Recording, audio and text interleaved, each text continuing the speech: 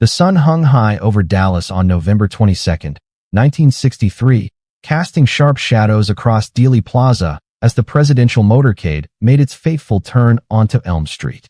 In 6 seconds, the world would change forever. But in this moment, 12:29 p.m., hope still filled the air like the warm Texas breeze. President John F. Kennedy sat in the back of the midnight blue Lincoln Continental, his hand raised in that familiar wave, that million-dollar smile beaming at the cheering crowds. Jackie, radiant in her pink Chanel suit and matching pillbox hat, clutched a bouquet of yellow roses of Texas. The couple looked every inch the American dream realized: young, beautiful, powerful. Abraham Zapruder steadied his 8mm Bell Howell camera on the concrete abutment, never imagining he was about to capture the most analyzed 26.6 seconds of film in history. Nearby, Mary Mormon prepared her Polaroid camera for what she hoped would be a perfect shot of the president. These ordinary citizens had no idea they were about to become custodians of evidence that would spawn 60 years of questions. The motorcade had been running late, delayed by the enthusiastic crowds at Love Field and along the route. Secret Service agent Roy Kellerman sat in the front passenger seat, his trained eyes scanning the buildings, the windows, the faces. Behind them, in the follow-up car, Agent Clint Hill remained alert, ready to spring into action at the first sign of trouble. But trouble, when it came, moved faster than human reflexes.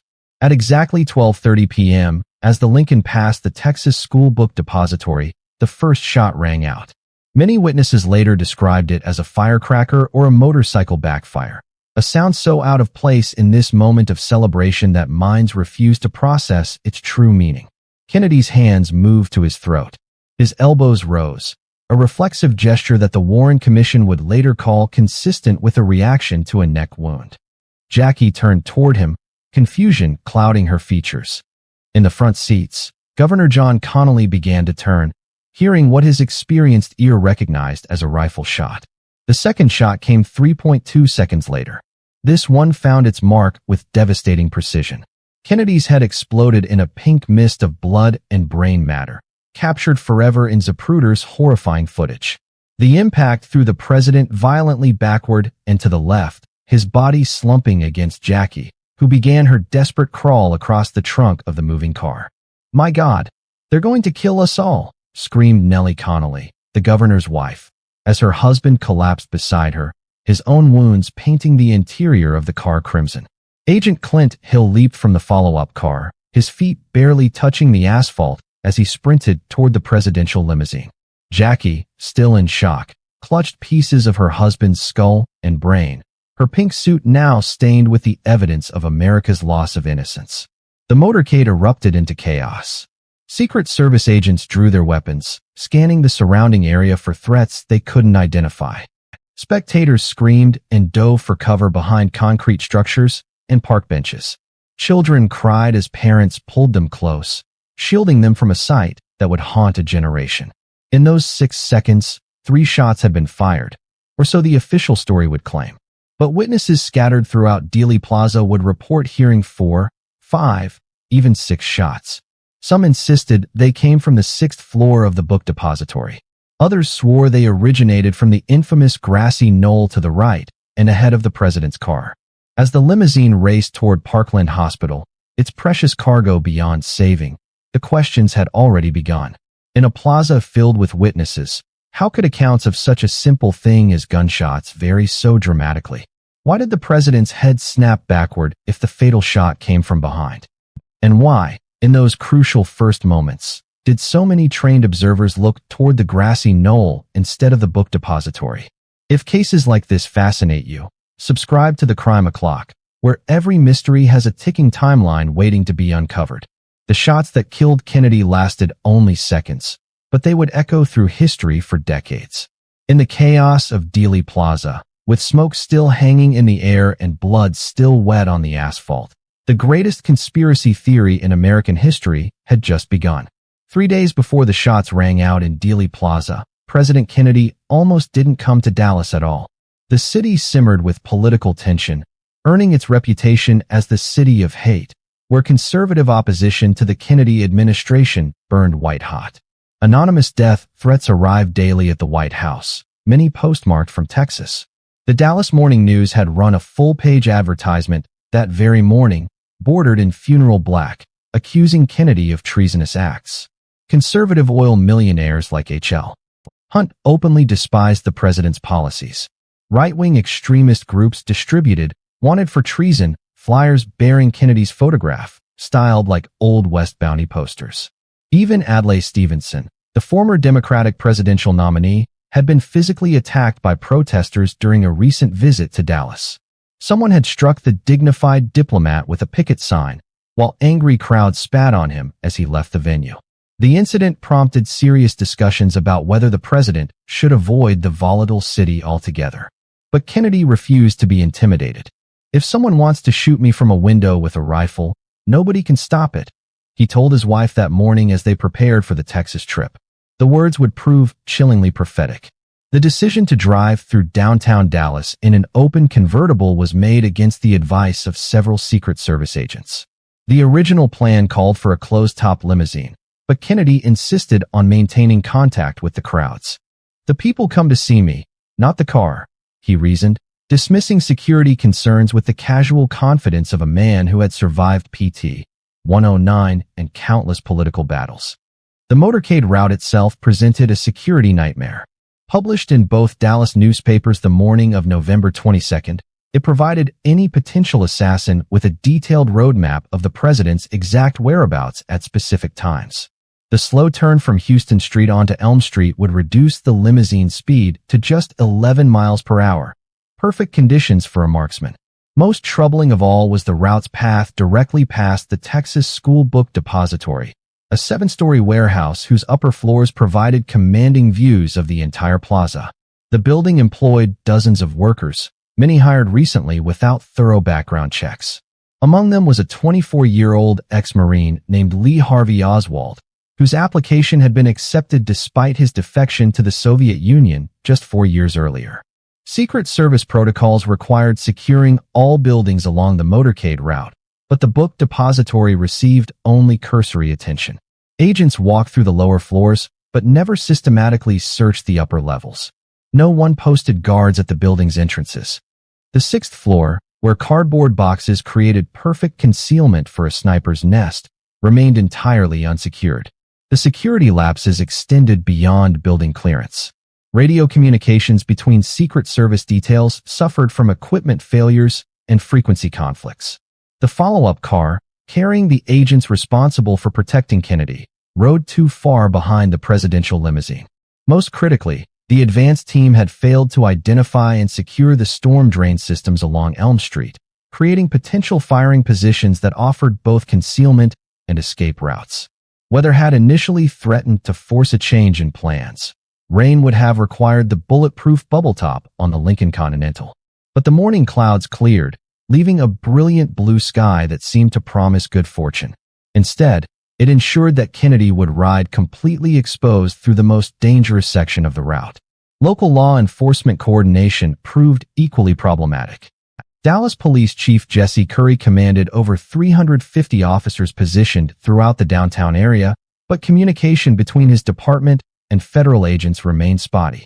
Sheriff's deputies covered some areas, while leaving others entirely unpatrolled. The jurisdictional confusion created gaps in coverage that any well-informed assassin could exploit. Perhaps most disturbing was the atmosphere of barely contained violence that permeated Dallas in the weeks leading up to the visit. United Nations Ambassador Adlai Stevenson had warned Kennedy personally about the city's hostile climate. "There's something very ugly here," Stevenson reported after his own traumatic experience. "I wouldn't go there if I were you." The morning of November 22nd brought ominous signs that should have triggered additional security measures. The anonymous, wanted for treason, flyers appeared throughout downtown Dallas. Protesters gathered at various points along the motorcade route, some carrying signs that read, "Help Kennedy stamp out democracy," and other inflammatory messages. Yet the Secret Service made no last-minute changes to their security protocols. The agents assigned to protect Kennedy that day included several who had been drinking until the early morning hours at a Fort Worth nightclub, a violation of service regulations that left them potentially impaired during the most critical assignment of their careers.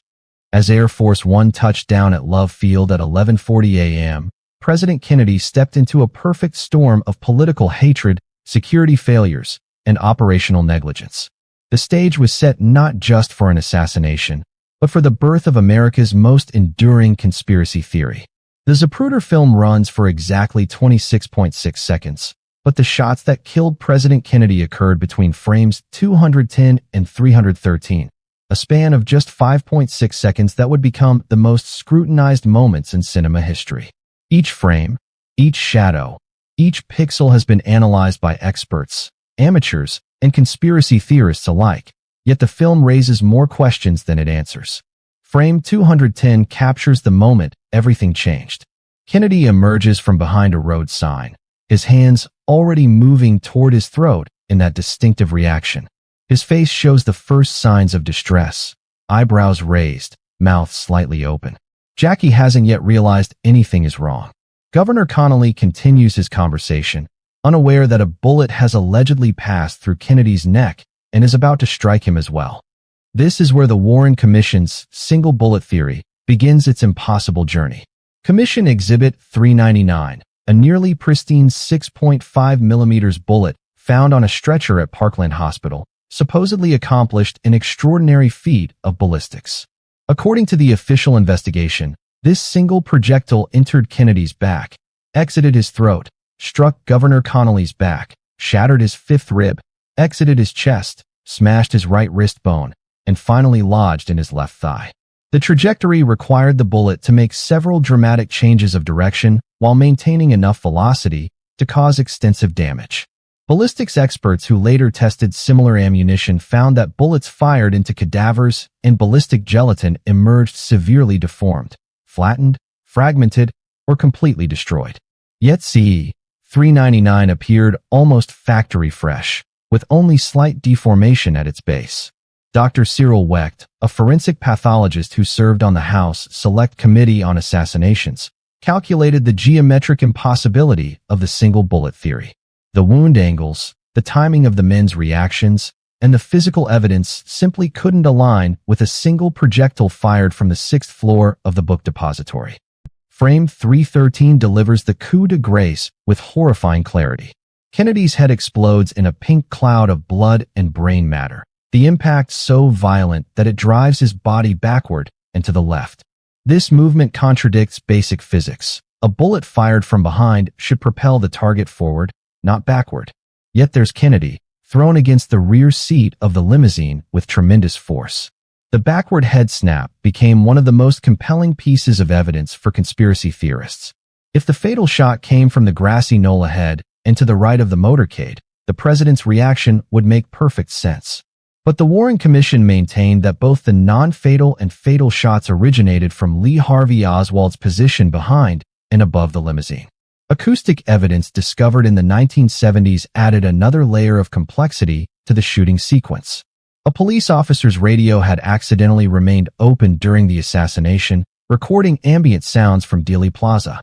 When subjected to sophisticated audio analysis, the recording appeared to capture 4 distinct gunshot sounds, not 3.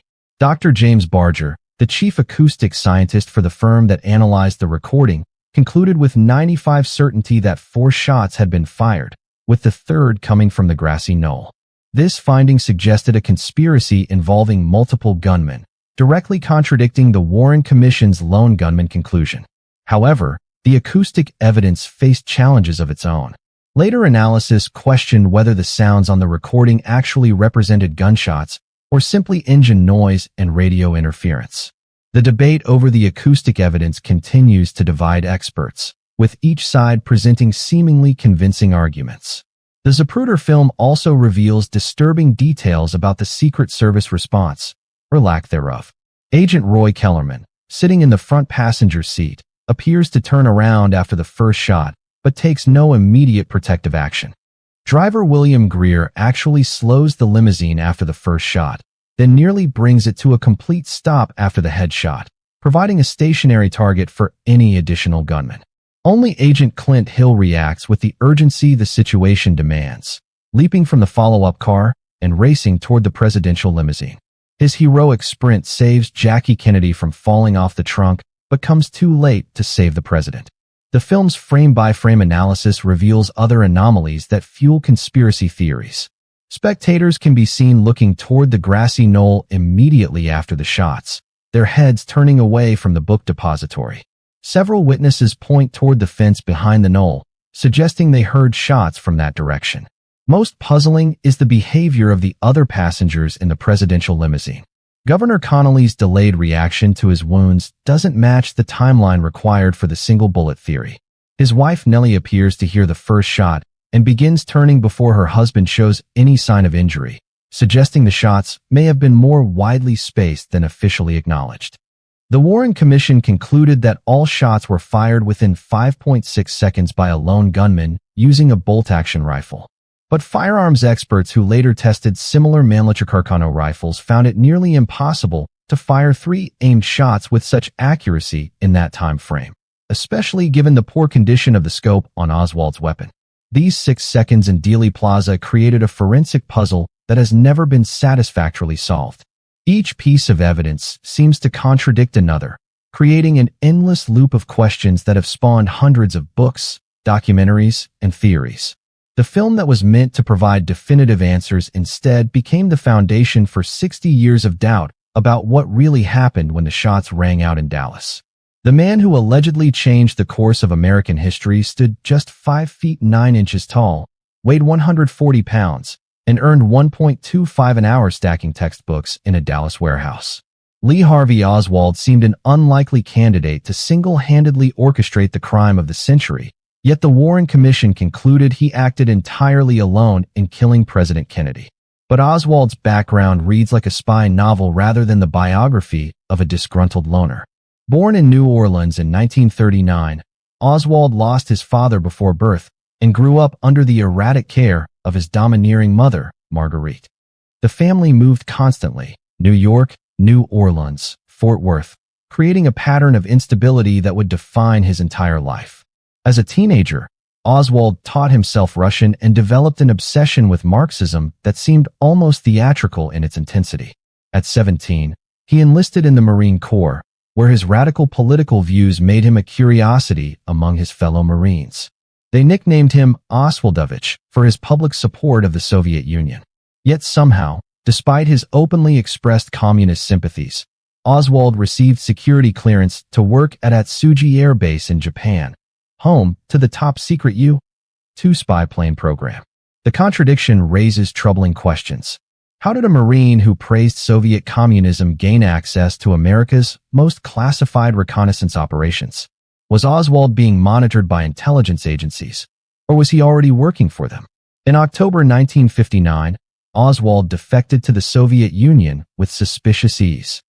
He walked into the American embassy in Moscow and dramatically renounced his citizenship, declaring his intention to reveal military secrets to his Soviet hosts.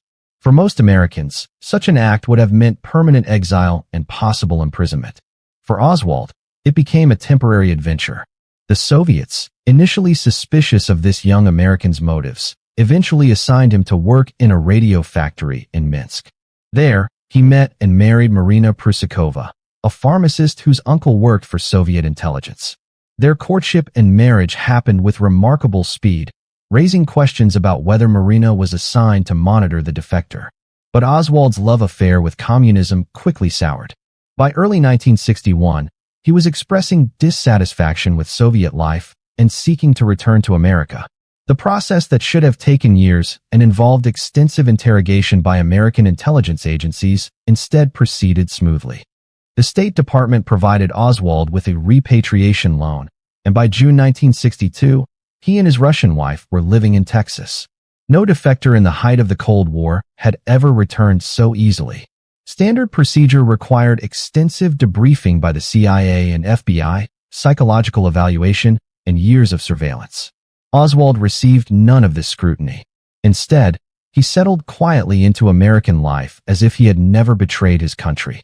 The months leading up to November 22nd reveal a man seemingly desperate to create a public profile as a pro-Castro activist. In the summer of 1963, Oswald moved to New Orleans, where he established a one-man chapter of the Fair Play for Cuba Committee. He distributed pro-Castro leaflets on busy street corners, stamped with an address that turned out to be the same building housing anti-Castro Cuban exiles and former FBI agent Guy Bannister. The bizarre coincidence suggests that Oswald's pro-Castro activities might have been a carefully constructed cover story. Was he infiltrating pro-Cuba organizations for American intelligence agencies, or was he building a false identity that would later implicate Cuba in Kennedy's assassination? Oswald's behavior in the weeks before the assassination becomes even more suspicious under close examination. He applied for jobs along the presidential motorcade route, eventually landing work at the Texas School Book Depository just weeks before Kennedy's visit was announced. The timing seems impossibly convenient for a spontaneous lone gunman. On the morning of November 22nd, Oswald carried a long package to work, telling his co-worker it contained curtain rods for his apartment. The Warren Commission concluded this package contained the disassembled Mannlicher Carcano rifle used in the assassination. But Oswald's landlady later testified that his apartment already had curtains and curtain rods. After the shooting, Oswald's behavior defied expectations for a guilty man. He calmly left the book depository, went home to retrieve a pistol, and then attended a movie at the Texas Theater. When confronted by police, he didn't flee or immediately confess. Instead, he proclaimed his innocence and claimed he was being framed. "I'm just a patsy," Oswald told reporters during his brief time in custody. The phrase would become prophetic as questions about his true role in the assassination multiplied over the decades. During his interrogation, Oswald denied shooting the president or Officer J.D. Tippit, the Dallas policeman killed shortly after the assassination. He showed no signs of the psychological breakdown expected from someone who had just committed history's most notorious murder. Instead, he appeared calm, even defiant, insisting he had been set up to take the blame for crimes he didn't commit. The evidence against Oswald seemed overwhelming at first glance. The rifle found on the 6th floor was traced to him through mail-order records. His palm print was allegedly found on the weapon. Witnesses placed him in the building at the time of the shooting. But closer examination revealed troubling inconsistencies. The palm print evidence was questionable, not found by the FBI's initial examination, but discovered later by Dallas police. The rifle's scope was misaligned, making accurate shooting nearly impossible. Oswald's marksmanship scores in the Marines were mediocre at best, hardly qualifying him as the expert marksman required for such a difficult shot.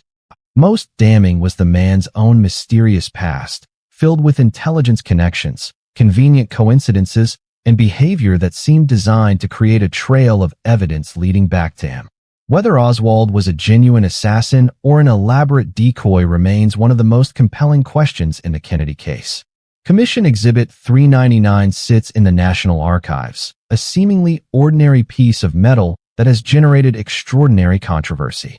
This 6.5mm bullet, weighing just 158.6 grains, allegedly accomplished what ballistics experts consider nearly impossible, causing 7 separate wounds in 2 different men while emerging virtually intact.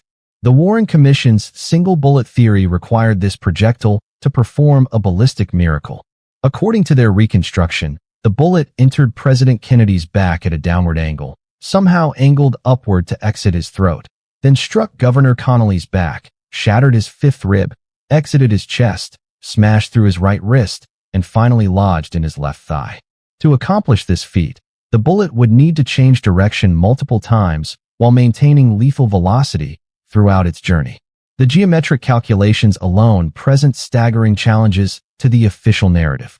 Dr. Cyril Wecht, former president of the American Academy of Forensic Sciences, spent decades studying the ballistic evidence. His conclusion was unequivocal. The single bullet theory is impossible. Absolutely impossible. Wecht's analysis focused on the pristine condition of CE 399, which showed only minimal deformation at its base despite allegedly causing massive bone damage in Governor Connolly. The bullet's trajectory poses equally troubling problems. Based on the Zapruder film timing, Kennedy and Connolly were struck within 1.6 seconds of each other. Given the bolt-action rifle's cycling time, this narrow window forced the Warren Commission to conclude that both men were hit by the same bullet. But the wound's locations and angles don't support this conclusion. Kennedy's back wound, located 5.75 inches below his collar line, was initially described by Parkland Hospital doctors as shallow, probing only to the first knuckle of their fingers. The autopsy at Bethesda Naval Hospital later claimed the bullet had passed completely through Kennedy's body, but the original doctors saw no exit wound in the president's throat. The throat wound itself presents another mystery. Dr. Malcolm Perry, who performed a tracheostomy at Parkland, initially described it as an entrance wound during his press conference. The small, round hole with clean edges typical of an entry wound suggested a shot from the front, not from behind where Oswald allegedly fired. Only later, after discussions with federal agents, did Dr. Perry change his assessment to describe it as an exit wound. But even as an exit wound, the throat injury defied ballistics logic. Exit wounds typically display the irregular, torn edges caused by a bullet's tumbling motion and deformation. Kennedy's throat wound showed none of these characteristics. Governor Connolly's injuries add another layer of impossibility to the single bullet theory. The bullet allegedly struck his back just below his right armpit, traveled through his chest at a slightly downward angle, shattered his fifth rib, and exited near his right nipple. But Connolly's own testimony contradicted this timeline. The governor, an experienced hunter familiar with gunshot wounds, insisted he heard the first shot, had time to turn around, and then felt a separate impact that knocked him down. His wife, Nellie, corroborated this account, describing how her husband turned toward the president after hearing the first shot, then cried out when struck by what appeared to be a different bullet. The wrist wound presents perhaps the most damaging evidence against the single bullet theory. CE 399 allegedly struck Connolly's right wrist with enough force to shatter the radius bone, one of the strongest bones in the human body. Such an impact would require tremendous velocity and would inevitably deform or fragment the bullet. Yet CE 399 remained virtually pristine. Ballistics tests conducted for the House Select Committee on Assassinations fired similar bullets into various materials, including cadaver wrists. In every case, the bullets emerged severely deformed, flattened, or completely fragmented. None maintained the near-perfect condition of the magic bullet. Dr. Charles Gregory, the surgeon who treated Connolly's wrist, removed several metal fragments during the operation. When weighed, these fragments totaled more than the amount of metal missing from CE 399, suggesting the pristine bullet couldn't have caused Connolly's wrist injury. The bullet's discovery raises additional suspicions. CE 399 was found on a stretcher at Parkland Hospital by hospital engineer Darrell Tomlinson, who later expressed uncertainty about which stretcher actually held the bullet. The chain of custody remained unclear, and the bullet appeared to have been placed on the stretcher rather than having fallen from a wound.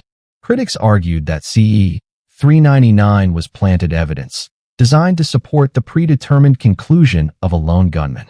The bullet's pristine condition, suspicious discovery, and inability to account for all the metal fragments found in Connolly's wounds suggested it had never been fired into human tissue. Computer simulations and three-dimensional modeling conducted in recent decades have only deepened the mystery. When researchers attempted to recreate the shooting scenario using the Warren Commission's parameters, they found it geometrically impossible for a single bullet to create the documented wound patterns.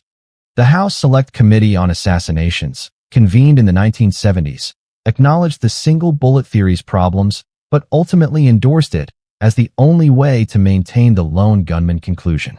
Committee members admitted the theory was not attractive, but claimed it was the most plausible explanation given the available evidence. This reluctant endorsement highlighted the theory's fundamental flaw. It existed not because the evidence supported it, but because the alternative required acknowledging multiple gunmen and, therefore, a conspiracy. The magic bullet theory remains the weakest link in the official explanation of Kennedy's assassination. Its ballistic impossibilities, geometric contradictions, and evidentiary problems have convinced many experts that the Warren Commission built its conclusions on a foundation of forensic fantasy rather than scientific fact. At 11:21 a.m. on November 24, 1963, Jack Ruby stepped from the crowd in the basement of the Dallas Police Department and fired a single shot into Lee Harvey Oswald's abdomen. In that instant, Ruby silenced the only man who could definitively answer whether Kennedy's assassination was the work of a lone gunman or a conspiracy.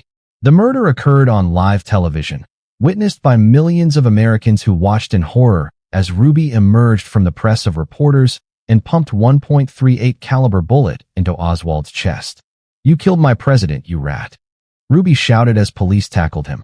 But Ruby's true motives ran far deeper than patriotic revenge.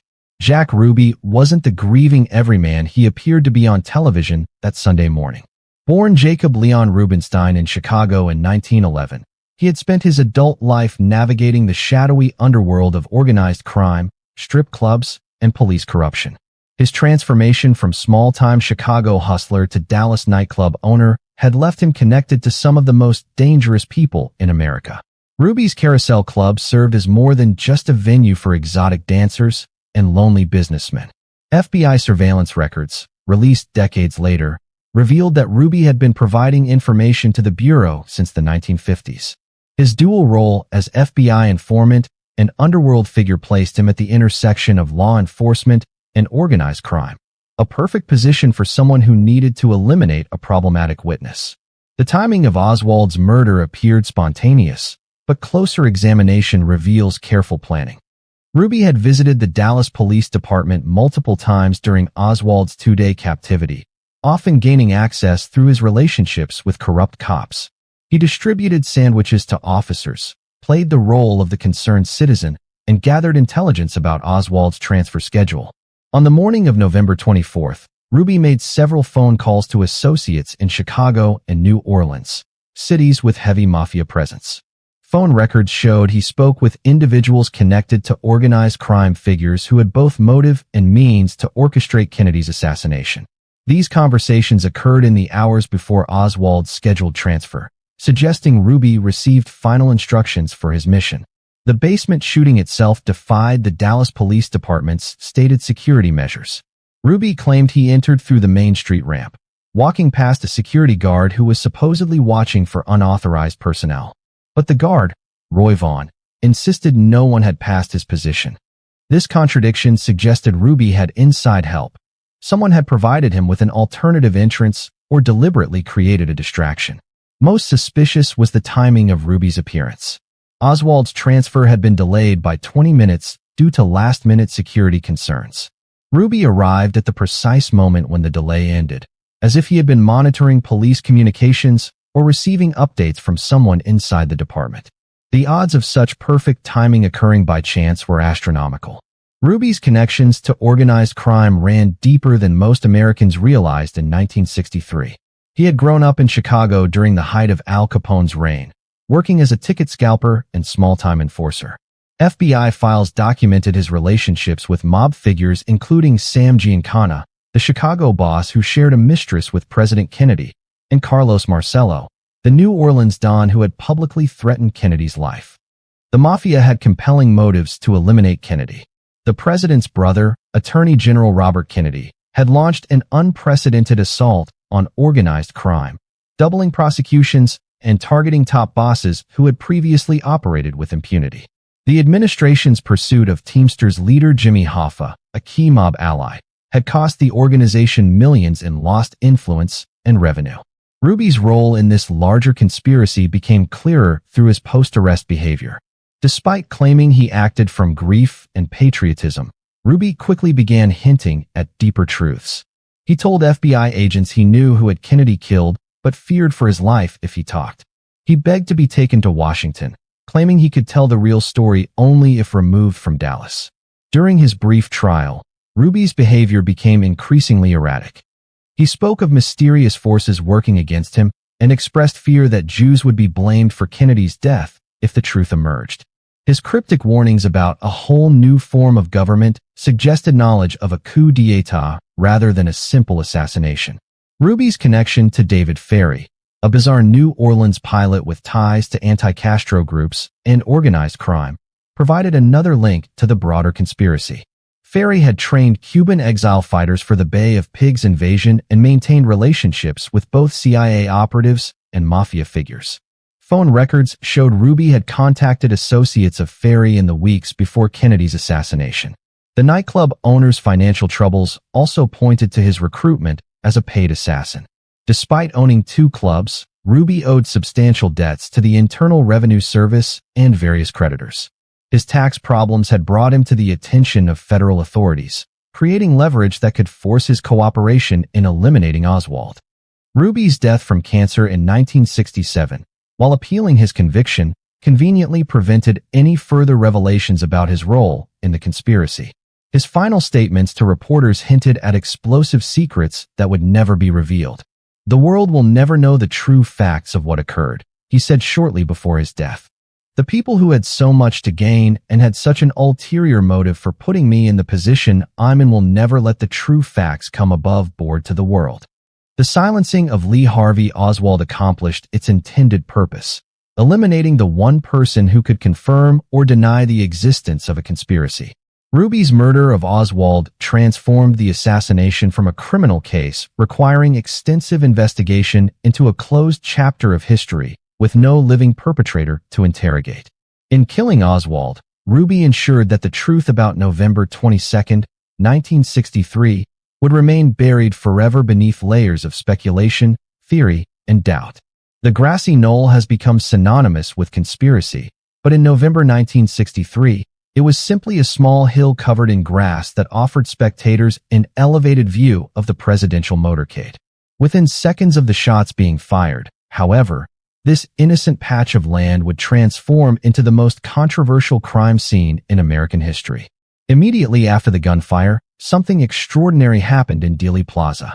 While the Warren Commission would later conclude that all shots came from behind the motorcade, dozens of witnesses turned their attention in the opposite direction, toward the wooden fence atop the grassy knoll, ahead and to the right of Kennedy's limousine.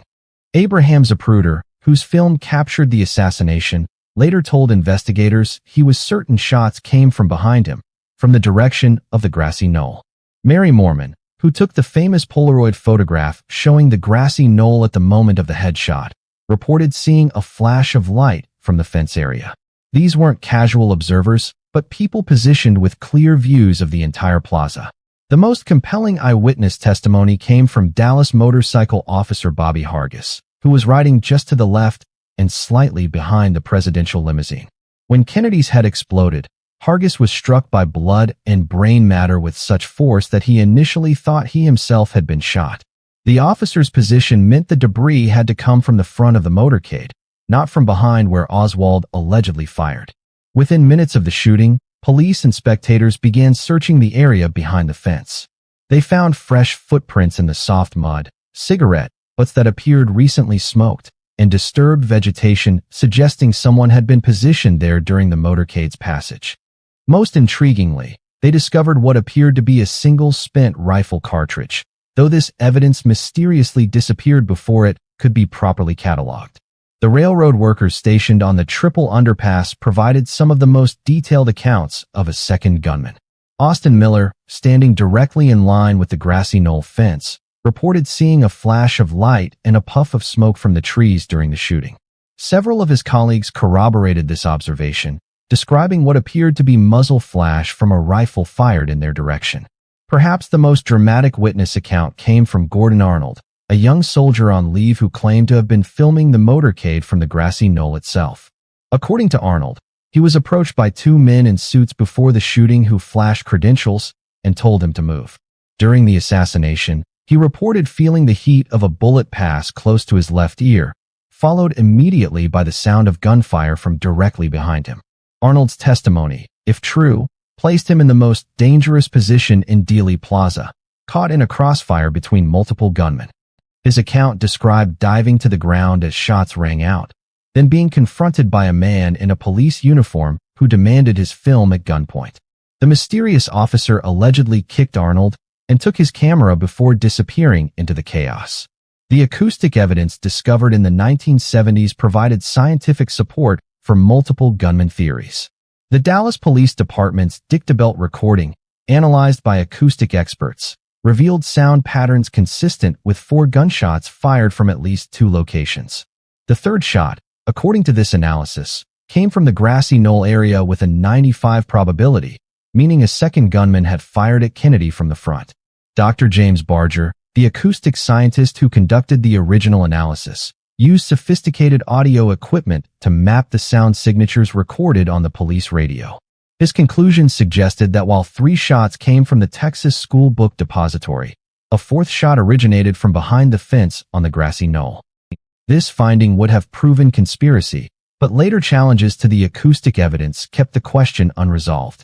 The House Select Committee on Assassinations initially embraced the acoustic findings, concluding in 1979 that Kennedy was probably assassinated as a result of a conspiracy involving multiple gunmen.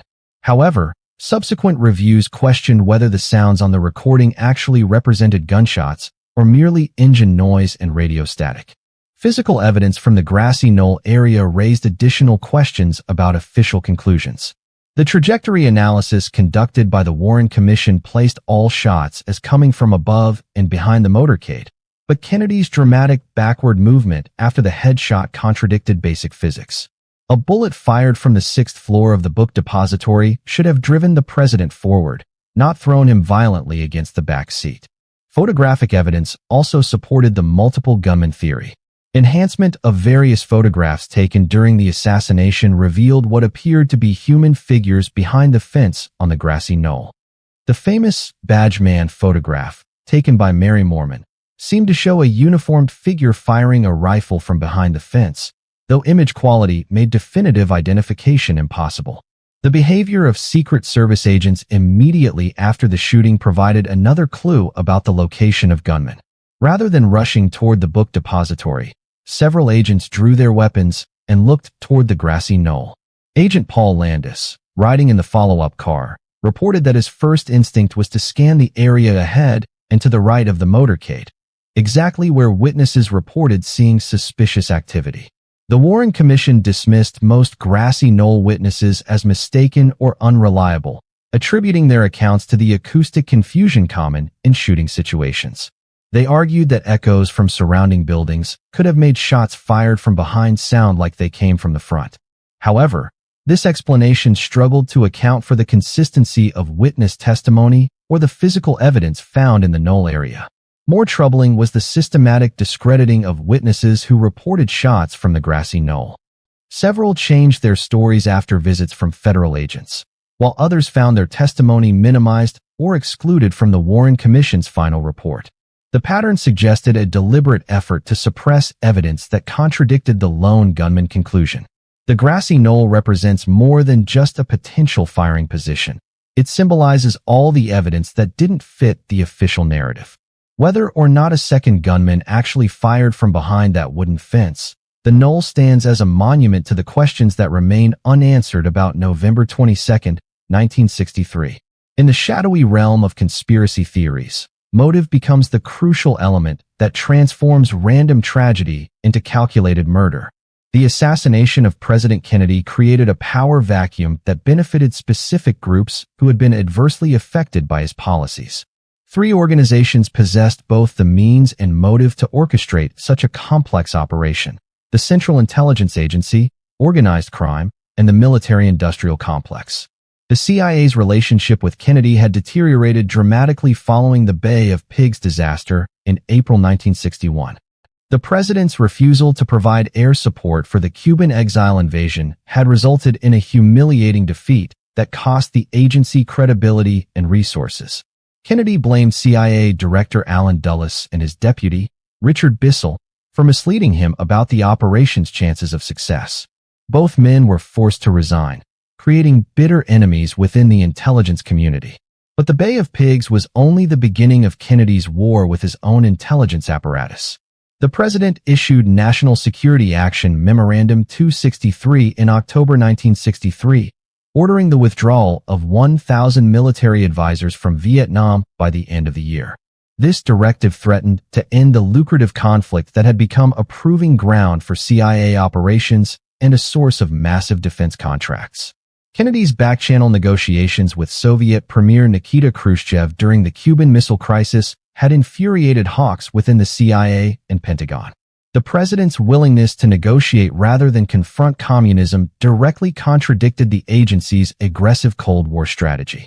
His secret communications with Khrushchev, conducted through intermediaries to avoid hardline opposition within his own administration, suggested a dangerous softness toward America's enemies. The agency had developed extensive relationships with anti-Castro Cuban exiles, many of whom felt betrayed by Kennedy's failure to support their cause. These highly trained fighters, skilled in assassination techniques and guerrilla warfare, possessed both the motivation and capability to eliminate a president they viewed as a traitor. CIA training camps in Louisiana and Florida had produced hundreds of operatives loyal to the agency rather than to any particular administration. David Ferrie, the bizarre New Orleans pilot with connections to both CIA operations and organized crime, exemplified these overlapping relationships. Ferrie had trained Cuban exile fighters, worked with anti-Castro groups funded by the CIA, and maintained friendships with mob figures, including Carlos Marcello. His association with Lee Harvey Oswald in a Civil Air Patrol unit provided another link between the alleged assassin and intelligence operations. The Mafia's motives were even more direct and personal. Attorney General Robert Kennedy had launched an unprecedented assault on organized crime, increasing prosecutions by 300 and targeting major crime families that had operated with virtual impunity under previous administrations. The Justice Department's pursuit of Teamsters leader Jimmy Hoffa threatened to destroy one of organized crime's most valuable allies and cost the mob millions in lost revenue. Carlos Marcello, the New Orleans crime boss, had made explicit threats against the Kennedy brothers. According to FBI informant Edward Becker, Marcello stated in September 1962 that he would arrange Kennedy's assassination using a nut who could be manipulated into taking the blame. The plan would involve cutting off the dog's head, killing the president, rather than its tail, Attorney General Robert Kennedy, because the tail would grow back. Sam Giancana, the Chicago mob boss who had shared Mistress Judith Campbell Exner with President Kennedy, felt personally betrayed by the administration's anti-crime crusade. The CIA had used Giancana's organization in plots to assassinate Fidel Castro, creating a working relationship between organized crime and intelligence agencies. When the Kennedy administration turned against the mob, it created enemies with both motive and means for revenge. The military-industrial complex represented perhaps the most powerful constituency threatened by Kennedy's policies.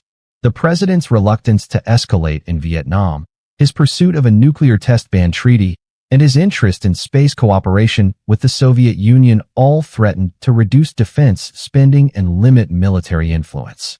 Major defense contractors like Lockheed, Boeing, and General Dynamics depended on Cold War tensions to justify massive government contracts. Kennedy's moves toward détente with the Soviet Union and peaceful resolution of international conflicts threatened billions in potential revenue. The president's famous warning about the military-industrial complex in his planned speech for November 22 suggested his awareness of these opposing forces. Vice President Lyndon Johnson embodied the intersection of these various interests. His Texas political machine had extensive connections to defense contractors, oil companies, and other business interests that would benefit from expanded military involvement overseas. Johnson's personal relationship with military leaders and defense executives positioned him as a more reliable partner than Kennedy for those who profited from Cold War confrontation. The transformation of American foreign policy following Kennedy's death provided compelling evidence for conspiracy theorists. Within days of becoming president, Johnson reversed Kennedy's Vietnam withdrawal order, instead approving plans for massive military escalation. The Gulf of Tonkin incident in August 1964 provided the pretext for full-scale war, ultimately involving over 500,000 American troops and generating billions in defense contracts. Johnson's domestic policies also favored interests that had opposed Kennedy. While maintaining the public image of Kennedy's civil rights agenda, Johnson's administration proved more accommodating to business interests and less aggressive in pursuing organized crime prosecutions. The new president's Texas background and political style created a more favorable environment for oil companies, defense contractors, and other corporate interests. The web of connections between these power centers created multiple pathways for conspiracy. CIA operatives had worked with organized crime figures on anti-Castro operations. Military officers maintained relationships with defense contractors who stood to gain from increased conflict. Politicians like Johnson had ties to both legitimate business interests and shadowy underworld figures.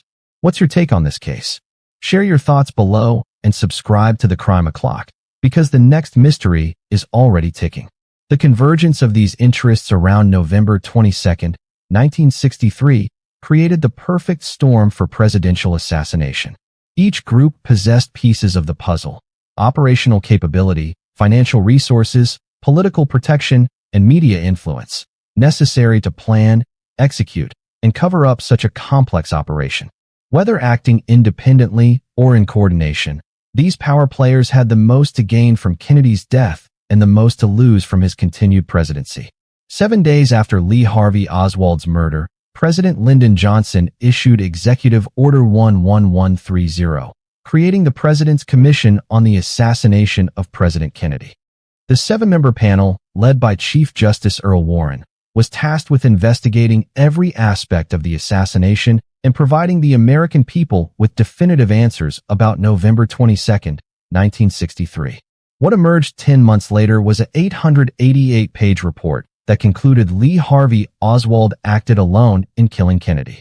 But the Commission's investigation process, riddled with conflicts of interest, suppressed evidence, and predetermined conclusions, raised more questions than it answered. The Commission's composition itself suggested a whitewash rather than an honest investigation. Chief Justice Warren, despite his initial reluctance, was persuaded by Johnson's argument that only his participation could prevent rumors of conspiracy that might lead to war with the Soviet Union. Senator Richard Russell of Georgia opposed the single-bullet theory, but was overruled by other members. Representative Gerald Ford, later revealed to have been an FBI informant, actively shaped the Commission's conclusions to support the lone gunman theory. Most troubling was the presence of Allen Dulles, the former CIA director whom Kennedy had fired after the Bay of Pigs disaster. Dulles brought obvious conflicts of interest to an investigation that might implicate his former agency. He attended Commission meetings irregularly, often missing crucial testimony, but remained actively involved in shaping the final conclusions. His presence on the panel virtually guaranteed that CIA involvement would never be seriously investigated. The Commission operated under severe time constraints that precluded thorough investigation. Johnson demanded quick results to calm public anxiety and prevent conspiracy theories from taking root. This pressure forced investigators to reach conclusions before examining all available evidence. Staff attorneys complained privately that they lacked sufficient time and resources to conduct proper investigations into obvious leads. Key witnesses were never called to testify, while others had their testimony distorted or ignored. The Commission failed to interview crucial figures like Johnny Rosselli, the mob hitman involved in CIA assassination plots against Castro, or David Ferrie, whose connections to both Oswald and anti-Castro operations demanded investigation. When witnesses contradicted the lone gunman theory, their testimony was often dismissed as unreliable or mistaken. The autopsy evidence became one of the Commission's most controversial foundations. The examination of Kennedy's body at Bethesda Naval Hospital was conducted under chaotic conditions, with military officials controlling access and procedures. The pathologists performing the autopsy lacked experience with gunshot wounds, having specialized in natural deaths rather than forensic cases. Dr. James Humes, the lead pathologist, made the extraordinary decision to burn his original autopsy notes, claiming they were stained with blood. This destruction of primary evidence violated every principle of forensic investigation and raised immediate questions about what information had been eliminated. The final autopsy report, rewritten from memory, contained numerous inconsistencies with the original observations made by doctors at Parkland Hospital. The Commission's handling of photographic evidence revealed similar problems. The famous Zapruder film was acquired by the FBI, but never properly analyzed for signs of multiple gunmen. Individual frames that might have supported conspiracy theories were not included in the Commission's exhibits. Life magazine, which purchased the film rights, cooperated with the government in limiting public access to potentially embarrassing footage. Ballistics evidence underwent suspicious alterations during the Commission's investigation. The magic bullet, CE 399, was found to have chain of custody problems that raised questions about its authenticity. The bullet's pristine condition, despite allegedly causing 7 wounds in 2 men, contradicted all known principles of ballistics science. Yet the commission accepted this impossible evidence as the cornerstone of their single bullet theory. The commission's treatment of Oswald's background revealed a systematic effort to avoid uncomfortable truths about intelligence connections. His defection to the Soviet Union and subsequent easy return to America should have triggered extensive investigation into possible CIA or FBI recruitment. Instead, both agencies denied any relationship with Oswald, and the commission accepted these denials without independent verification. FBI Director J. Edgar Hoover wielded enormous influence over the commission's work, providing most of the investigative resources and controlling access to key evidence. The Bureau's predetermined conclusion that Oswald acted alone shaped the entire investigation from its beginning. FBI agents were instructed to find evidence supporting the lone gunman theory rather than conducting an open-ended investigation. The CIA's cooperation with the commission proved equally problematic. The agency provided selective information while concealing crucial facts about its anti-Castro operations, relationships with organized crime figures, and possible connections to Oswald. Deputy Director Richard Helms later admitted that the CIA had not been completely candid with the Warren Commission about its activities. Staff attorneys working for the commission expressed private doubts about their conclusions even as the final report was being written. David Bellin, who investigated Oswald's movements, later wrote that the commission had failed to pursue obvious leads about possible conspiracy. Wesley Liebeler, another staff attorney, compiled a lengthy memorandum documenting inconsistencies and unanswered questions in the commission's work. The commission's public hearings created an illusion of thorough investigation while concealing the most important evidence from public scrutiny. Dramatic testimony from Marina Oswald and other key witnesses dominated newspaper coverage, but the commission's executive sessions, where real decisions were made, remained secret for decades. Most damaging was the commission's failure to investigate obvious motives for conspiracy. The panel never seriously examined the possibility that Kennedy's foreign policy reversals, his conflict with the CIA, or his brother's war on organized crime might have created powerful enemies willing to resort to assassination. These leads were dismissed as too speculative, despite being the most logical starting point for any conspiracy investigation.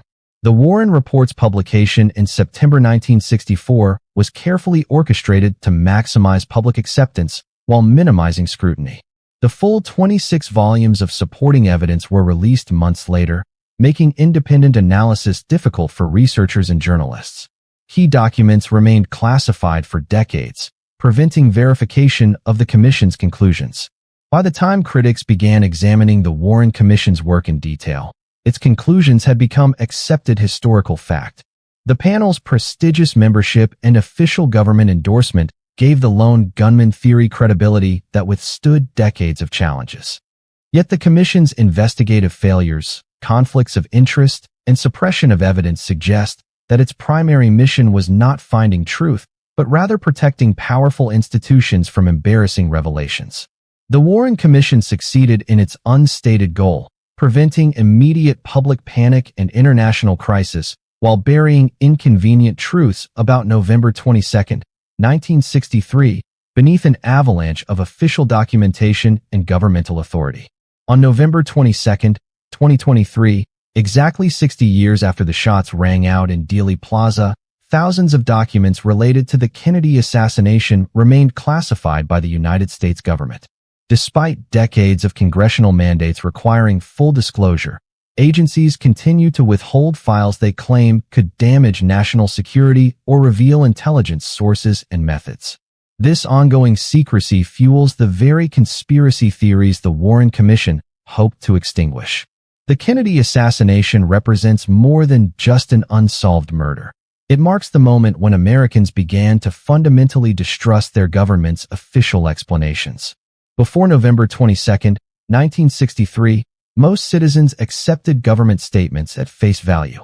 Presidents were trusted, intelligence agencies were respected, and conspiracy theories remained confined to the political fringe. The Warren Commission's flawed investigation shattered this naive trust.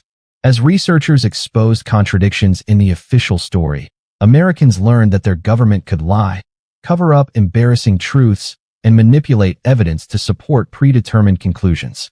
The credibility gap that emerged from the Kennedy case would later expand to encompass Vietnam, Watergate, Iran-Contra, and countless other scandals.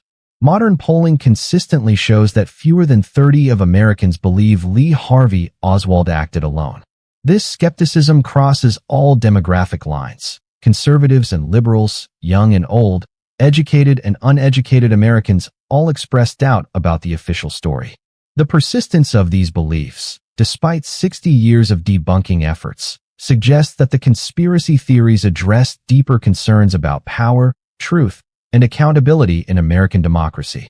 The technological revolution has transformed Kennedy assassination research in ways the Warren Commission never anticipated. Digital enhancement of photographs has revealed previously hidden details in crime scene images. Computer modeling has allowed researchers to test ballistics theories with unprecedented precision. Acoustic analysis of the dictabelt recording continues to evolve with each advancement in audio processing technology. Yet these same technologies have also democratized misinformation. Social media platforms amplify the most sensational conspiracy theories, while legitimate research struggles to gain attention. Deepfake technology and sophisticated photo manipulation make it increasingly difficult to distinguish authentic evidence from fabricated claims. The Kennedy case has become a testing ground for information warfare in the digital age. The release of classified documents through the JFK Records Act has provided tantalizing glimpses of hidden truths while raising new questions. Files revealed the CIA's extensive use of journalists as intelligence assets, the FBI's illegal surveillance of American citizens, and the military's contingency plans for government succession. These revelations vindicated conspiracy theorists who had long claimed that powerful institutions operated in secret beyond public accountability. However, no smoking gun document has emerged to definitively prove conspiracy.